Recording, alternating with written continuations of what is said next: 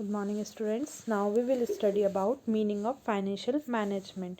Financial management is concerned with those managerial activities which are related to procurement and best utilization of fund for the business purpose. It deals with planning, organizing, directing, controlling and coordination the financial activity of the enterprises in best possible manner. अर्थात financial management जो है वो managerial activity से concern रखता है और उसका relation best utilization of fund यानी जो फंड अरेंज होता है उसको बेस्ट यूटिलाइजेशन करना है उससे रिलेटेड होता है। और जो हम फाइनेंशियल अरेंजमेंट करते हैं वो सब बिजनेस पर्पस के लिए करते हैं। इसीलिए फाइनेंशियल मैनेजमेंट जो है वो प्लानिंग, ऑर्गेनाइजिंग, डायरेक्टिंग, कंट्रोलिंग और कोऑर्डिनेशन के साथ में डील करता है जिससे कि बेस्ट पॉसिबल मैनर में हमारी एक्टिविटीज़ जो हैं वो रन हो सके और बिजनेस स्मूथली चल सके।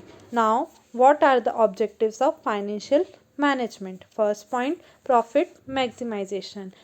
Primary objective management is to maximize profit. Profit maximization means increasing the returns of shareholders on their investment. Profit is also treated as the yardstick to measure the operational efficiency of the witness higher profit to higher level of efficiency। अर्थात profit maximisation का मतलब क्या है कि हमारे जो share holders हैं उनको ज़्यादा से ज़्यादा वे में जो उनने इन्वेस्ट किया है उसके बदले में हम उन्हें ज़्यादा से ज़्यादा प्रॉफिट के रूप में रिटर्न्स प्रोवाइड कर सकें।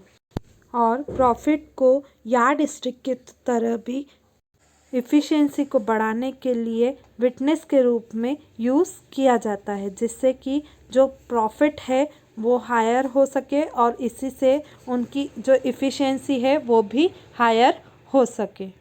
Now second point that is wealth maximization.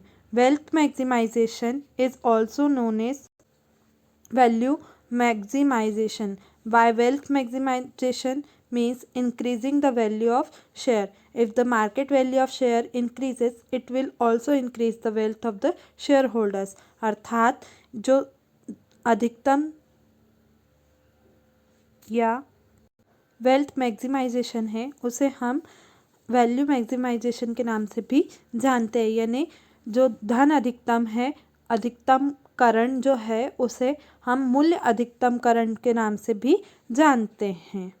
Wealth maximisation या वैल्यू मैक्सिमाइजेशन का मतलब ये होता है कि जो शेयर्स हैं उनकी वैल्यू में इंक्रीमेंट करना, यानी अगर मार्केट की वैल्यू शेयर्स में इंक्रीज़ होती है तो जो शेयर होल्डर्स की प्रॉफिट है वो भी अपने आप ही इंक्रीज़ हो जाते हैं। इस तरह से शेयर होल्डर्स के का भी प्रॉफिट बढ़ जाता है। Now third is safety of fund. Financial management is suppose to ensure safety of funds provided by the investor. If this funds get wasted it will ultimately result in reducing the future financial health of the enterprises. The businesses will not be able to get sufficient profit to its owner and will also be unable to pay back the funds when asked। अर्थात financial management जो है वो funds की safety को भी ensure करता है और ये फंड जो है वो इन्वेस्टर्स हमें प्रोवाइड करते हैं। इसीलिए अगर हमारा फंड वेस्ट होता है तो इन फ्यूचर हमें फाइनेंशियल जो है वो हम या जो हमारा फाइनेंस की प्रॉब्लम है वो इंक्रीज़ हो जाएगी और एज अ रिज़ल्ट हमारे बिजनेस को क्या होगा, लॉस हो जाएगा। और इस तरह से बिजनेस भी हमें सफिशिएंट प्रॉफिट ओनर को या हमें प्रोवाइड नहीं करवा पाएगा और जब इन्वेस्टर हमसे हम उनका अमाउंट वापस करने के लिए या कभी भी उसके बारे में पूछते हैं तो उसके रिटर्न्स भी हम नहीं दे पाते हैं। Next, liquidity.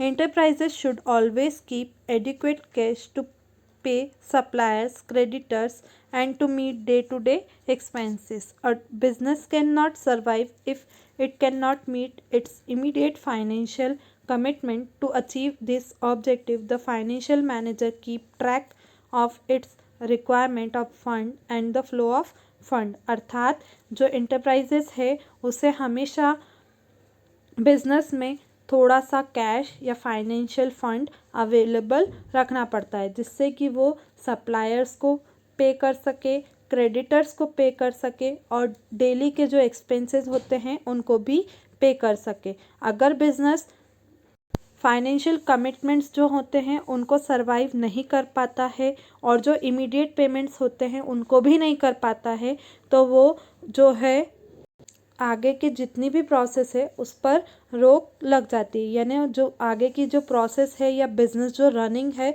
उस पर स्टॉप हो जाता है। यानी अगर हम सप्लायर्स को पेमेंट नहीं करेंगे तो वो हमें आगे गुड्स सप्लाई नहीं करेंगे, क्रेडिटर्स को पेमेंट नहीं करेंगे तो उसमें भी हमें लॉस होने लगेगा, आगे हमें कोई फाइनेंशियली क्रेडिट पर कोई भी अमाउंट नहीं देगा।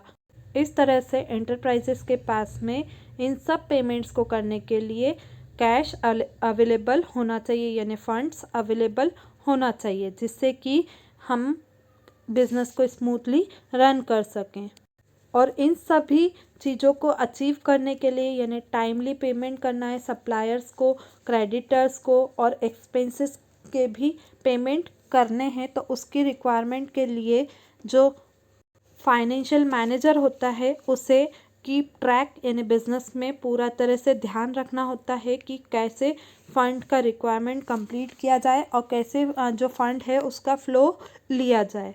Now next that is other objective ensures optimum utilization of fund, established sound financial control to check the flow of finance, insurance availability of required fund at minimum cost, अर्थात जो other utilisations होते हैं funds के उनको भी ensure करना, sound financially जो control होते हैं उनको साउंड प्रूफ बनाना यानी बहुत अच्छे से चलाना और जो फाइनेंस है उसका फ्लो भी चेक करते रहना, साथ ही साथ जो अवेलेबिलिटी है रिक्वायरमेंट्स हैं वो कॉस्ट उसका मिनिमम हो ताकि हमें प्रॉफिट ज़्यादा हो, इसका भी इंश्योरेंस रखना चाहिए या एश्योरेंस रखना चाहिए। और इन सभी का एश्योरेंस बिजनेस में फाइनेंशियल मैनेजर को रखना चाहिए, जिससे कि वो जो रिक्वायरमेंट्स हैं उसको भी कंप्लीट कर सकें और जो फ्लो है उसको भी रन कर सके और बिजनेस स्मूथली रन हो सके। इस तरह आपका ये टॉपिक यहाँ पर कंप्लीट होता है। Thank you.